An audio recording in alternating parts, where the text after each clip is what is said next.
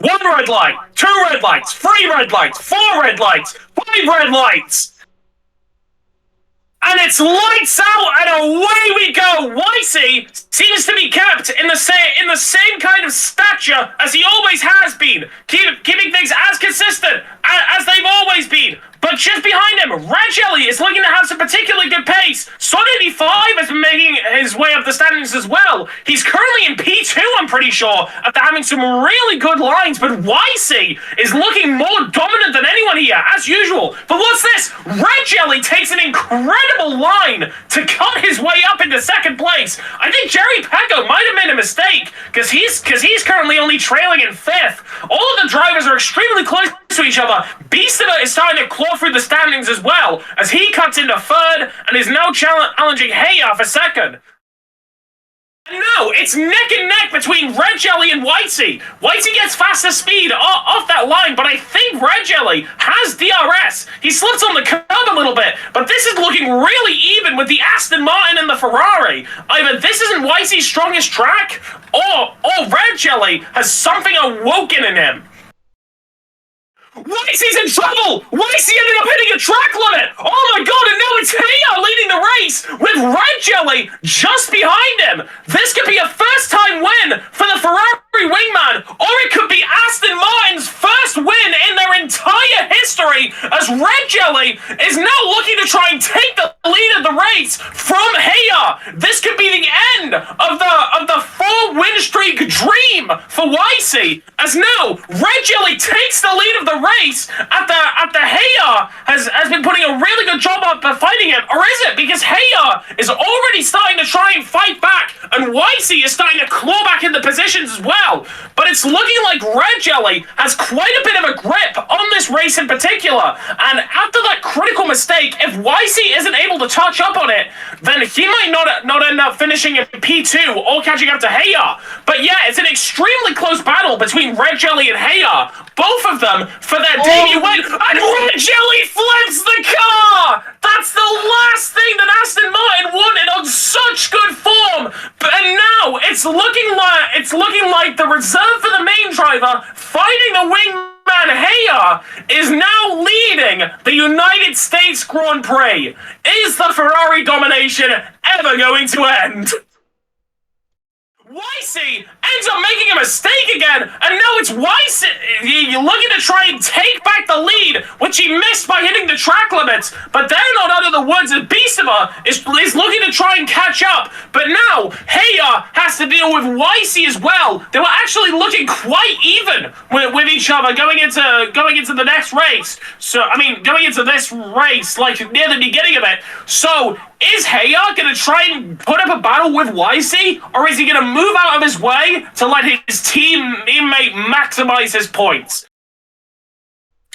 Okay, the gap has actually been significantly shortened now between Beastava and Heya. Beastava's looking to try and cut into P2 and give Red Bull their best result of the season. If they end up coming second, or if you don't mind me saying winning, then that could be a massive boost for the standings. I think Whitey might have made another mistake. He taps another track limit, and now the distance between Beastava and Whitey has been cut to only 2 seconds. It's still time that Whitey is able to burn. But at what point are those consistent mistakes going to end up biting into him? Heya is still fighting Beastava for the position. It's been an incredible battle between these couple as we enter into lap 14. I'm taking a sip of my drink. But now, what's this? In the midst of all of this, Beastava hits a track limit, and right in front of him, Jerry Pecco jumps in his way and is now fighting for the podium positions, only 5 seconds behind Heya. Whitey has exited the pit stops, now on the softs. There's been a flip for one of the Williams. It's been pure chaos as now, after both Ferraris are pit, Jerry Pecco is leading the Grand Prix, trying to maximize the use of his hards. And now, Whitey is making an absolute statement by attempting to overtake Son 85, who hasn't gone into the pits yet, and he does it with relative ease, cutting him ahead of the Mercedes and really making a statement as to how far ahead Ferrari are compared to everyone else. Whitey makes a mistake! Whitey makes a major mistake going into one of the corners, not a track limit penalty, as now his wingman, or rather not the wingman, but his comparable wingman right now, Heya, only draws closer and closer. Could this be the time for Jerry Pecco to enter the pits, as YC has been looking less and less consistent as this race has been going on? I think Jerry Pecco might have made a mistake, as now his plan is starting to crumble apart as YC quite comfortably gets ahead of him after Jerry Pecco, I think, tapped the track limit there. I think he got his estimations for a corner wrong, as now YC on that somewhat worn soft tire is leading the race and looking more confident than ever. But Jerry Pecco, with entirely fresh softs, is now just a little bit behind YC with 9 laps to try and make up the gap. I think YC might have made a mistake there. I don't think he did. But he lost position to Jerry Pecco. No, he didn't. I'm really confused. The scoreboard's really threw me for a loop. So yeah, cutting for the standings is YC with fairly new mediums and Jerry Pecco with fresh from the pits softs.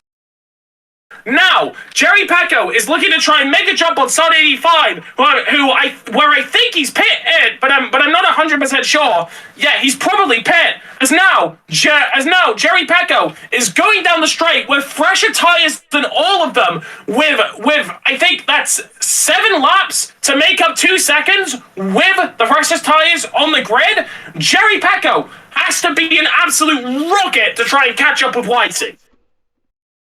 Something's wrong with Jerry Pecco! I think he might have hit a track limit! It isn't showing on the leaderboards, but I think Jerry Pecco might have tapped a track limit there.